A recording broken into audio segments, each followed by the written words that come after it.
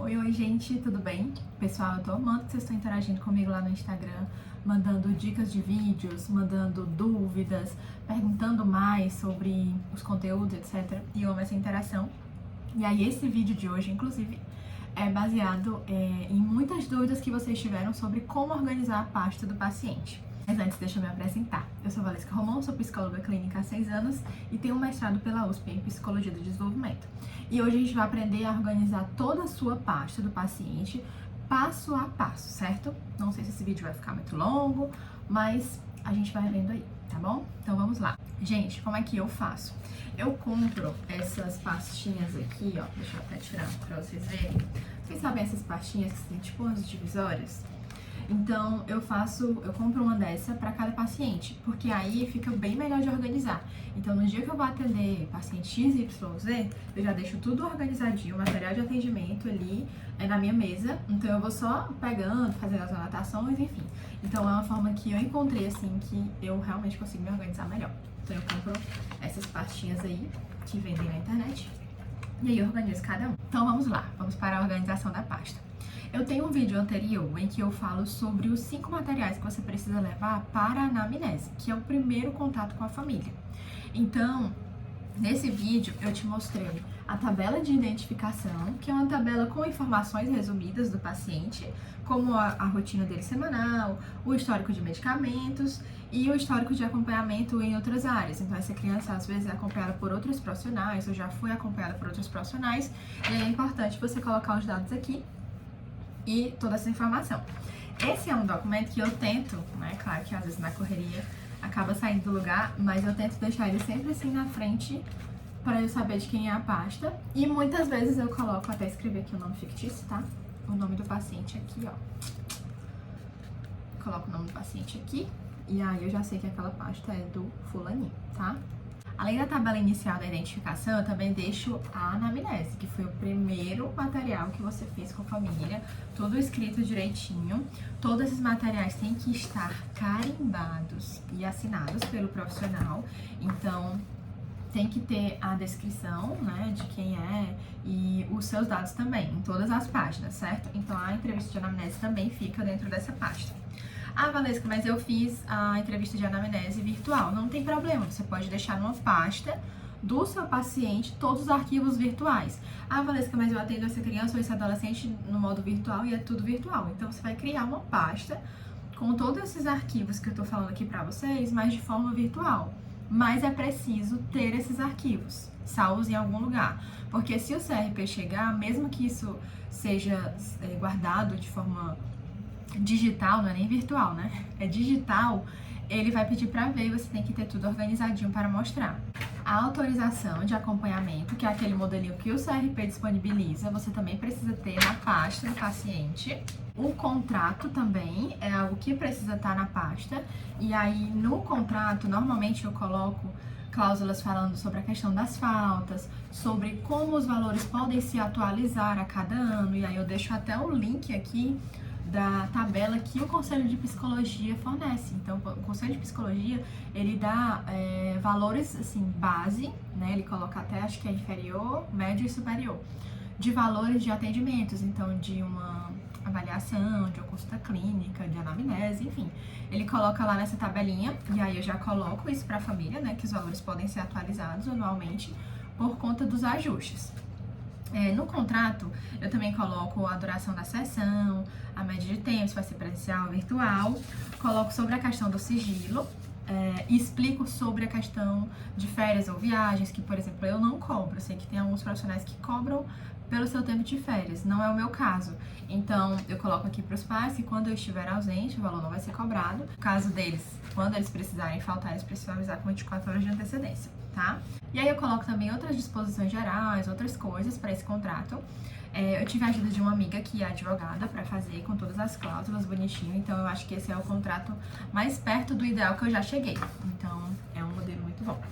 É muito importante também você ter uma forma de controle dos atendimentos, em que os pais assinem. Então, eu faço um registro de atendimento com as datas, e aí eu coloco a assinatura do responsável, a minha e as observações, se for uma sessão na escola, ou se foi uma reunião, uma conversa com outro profissional, enfim. Então, eu também coloco isso aqui nessa folha separada e fica na pasta. Você pode também pedir, nesse caso do registro de atendimento, se você tiver a secretária, para ela organizar, que aí ela fica responsável também, é possível fazer isso. Eu também costumo deixar a lista de preferências que a gente preenche ali na primeira sessão, com todas as preferências da criança, o que ela gosta de fazer, porque volta e meia eu vou precisar consultar esse material, então esse aqui também fica na pasta. Agora, fiquem bem atentas, porque o que eu vou falar é muito importante, certo? As pessoas confundem muito o prontuário com o registro documental, certo? O prontuário, ele deve estar na pasta do paciente. Então, essa pasta aqui que eu tô organizando junto com vocês, deixa eu pegar aqui, é uma pasta que o seu paciente ele vai poder ter acesso. Então, se ele quiser solicitar o acesso para observar, olhar as coisas que ele já fez, enfim, ele pode ter acesso a essa pasta.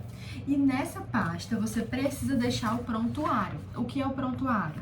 O prontuário é um registro breve, mas ele tem que abordar os pontos que você colocou ali na sessão de cada atendimento. Então, por exemplo, dia 24/2, eu fiz a anamnese com a família, certo? Dia 30/3, enfim, tô falando aqui datas aleatórias. Fiz uma atividade sobre as emoções, certo? Então, assim, você tem que fazer um registro do que é uma forma mais simplificada do que você fez ou do que aconteceu na sessão, certo? E aí você precisa colocar o nome do paciente, o seu nome, as demandas, né? E os objetivos terapêuticos. As demandas para crianças, principalmente, eu costumo dividir em 3. As demandas da família, as demandas gerais da família, as demandas da escola e as demandas que eu observei na sessão ou que o próprio paciente trouxe. Então, algumas criancinhas, elas trazem, ai tia, eu tô com essa questão com a minha amiga na escola, então eu tô, sei lá, não quero ficar mais perto do meu irmão, enfim, às vezes as crianças trazem também essa demanda mais direta. Então, esse prontuário, de uma forma mais simplificada, ele fica na pasta. Se o CRP chegar, ele quer ver, quer entender como é que você fez ali, você conduziu as sessões. O que você vai fazer para registrar ali a sessão? Algumas pessoas transcrevem toda a sessão, fazem anotações, então, sobre o humor da criança, sobre como ela se comportou, como ela reagiu quando você colocou uma atividade ou outra. Você vai anotar tudo isso no registro documental. E o registro documental é seu, certo? O paciente não tem acesso. Então, nesse registro, basicamente tem as coisas que são, assim, mais essenciais, que também tem no prontuário, ó. Mas aqui você vai estar livre para conseguir falar, detalhar a sessão, colocar o que você percebeu, as suas impressões, como foi a criança se comportou, se foi uma orientação parental, se você percebeu que aquele pai ou aquela mãe, eles estavam assim agindo de uma forma, enfim, diferente, ou que precisava ser analisada posteriormente, enfim. Então, aqui no registro documental, que é seu, você vai colocar todos esses dados. E ele não precisa, na verdade, não deve estar nessa mesma pasta. Por quê? Porque se o paciente pedir para ver, então ele vai ver todas as suas impressões, tudo que você anotou, o que você pensa, e isso pode interferir no processo terapêutico. Porque por mais que você tenha observado algumas coisas, talvez esse paciente ainda não esteja pronto para receber aquela informação. Então eu tenho um exemplo clássico de uma adolescente que eu percebia vários traços TEA, né, do transtorno do espectro autista, mas eu sabia que aquele momento não era o momento ideal de conversar sobre o diagnóstico com ela. Inclusive, eu tentei abordar de outras formas e ela não recebeu bem. Então, eu sabia que aquilo talvez não fosse ideal para aquele momento, certo? Então, no registro, eu coloquei as minhas hipóteses, baseado nas coisas que eu estava observando, nas coisas que ela vinha falando, que os pais já traziam, os contextos, enfim. Tudo se enquadrava para que realmente fosse. Mas essa paciente não estava pronta para receber essa informação, esse diagnóstico, que seria muito relevante para o tratamento dela. Mas na psicologia a gente tem que sempre que ir pensando e dosando que informações a gente vai colocar e em qual momento, para que o objetivo final seja sempre o bem-estar do paciente, né? Então, depois de um tempo em que ela já estava melhor, o humor mais estável, a gente conseguiu comunicar e ela passou por um processo de avaliação neuropsicológica e realmente, assim, preencheu quase todos os critérios. Mas eu anotei isso em outro lugar, porque se ela quisesse ver a pasta ou se ela visse aquela informação, ia chegar de uma forma que não era interessante para o processo terapêutico. Outra grande diferença que você precisa saber entre o prontuário e o registro documental é que o prontuário, ele deve ser guardado por 20 anos, tá? Essa é uma lei que foi atualizada em 2018 e esse documento, ele precisa ficar guardado por todo esse tempo.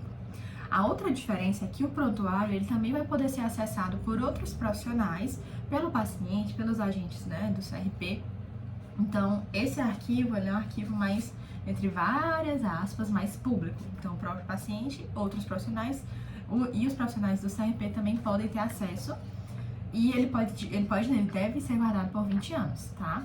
Enquanto o registro documental é um material seu e fora você, as únicas pessoas que têm direito a acessá-lo são os agentes do CRP, tá? Então, esse é um material que vai ser seu, em que você vai poder consultar quando você for elaborar as sessões, os atendimentos, etc. E o CRP. Ao contrário do prontuário, esse registro aqui é que só precisa ser guardado por 5 anos, tá? No registro documental, você também pode guardar folhas de testes psicológicos que não podem ser compartilhados com o paciente. Então, esses materiais que são mais restritos, enfim, você guarda aqui, tá? E por último, dentro da pasta tem que estar todas as atividades que você fez com a sua criança, certo? Então, essas atividades precisam estar todas dentro da pasta. Lembrando que todos esses materiais têm que estar com carimbo e assinatura. Aqui eu imprimi só para vocês terem uma dimensão do modelo. E normalmente, quando eu vou organizar um atendimento, então eu sempre imprimo atividades ou faço coisas especiais, assim, individualizadas para as crianças. E aí eu trago aquele material e coloco na pasta, o material que eu vou usar naquele dia. Então, assim, normalmente a pasta das crianças vai crescendo bastante, porque todos esses materiaizinhos que a gente faz durante a sessão, eles precisam estar dentro dessa pasta. Quando eu vou ter orientação parental com a família, normalmente eu revejo ali algumas atividades, e aí eu vou pontuando algumas coisas que podem ser passadas para eles, e tudo isso fica na pasta, tá? Então, deixem lá esses materiais. Se são materiais que foram produzidos pelo paciente, como ele vai poder ter acesso, não tem problema deixar assim. Agora, se for, por exemplo, um material, por exemplo, que já aconteceu. Eu fiz uma atividade com uma criança que ela tinha que colocar as características na família dela. Então, ela colocou características do pai, da mãe, da madrasta, nas tias, nas primas. E aí, quando terminou tudo, ela falou: tia, eu não queria que meus pais vissem essa atividade. Então, é uma atividade que até hoje os pais não sabem exatamente o que foi feito, né? E aí eu comuniquei pra eles que algumas atividades ela não queria que eu pontuasse pra eles. E aí, lembrando que a gente tem que seguir o sigilo. Então é isso, pessoal. Esses são todos os arquivos e a forma como você deve organizar seu material. Lembrando que se você fizer atendimentos virtuais, isso tem que estar digitalizado e guardado em algum lugar também, numa pasta, num lugar seguro e separado, tá? Então, se o conselho bater na sua porta, você já sabe exatamente o que você precisa fazer e o que você precisa entregar e mostrar para eles.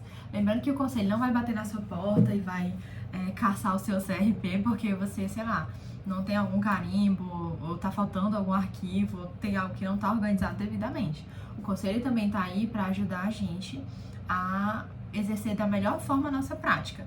Então, eles vão ser compreensivos e acolhedores também, mas a gente precisa seguir as normas direitinho, tá bom? Então, deixe aqui nos comentários a sua dúvida. E se você quer um vídeo mais detalhado falando sobre alguns outros assuntos, inclusive sobre prontuário e registro de atendimento, que normalmente é o que as pessoas mais têm dúvida, comenta aqui que a gente prepara um material mais detalhado falando sobre isso. Tchau!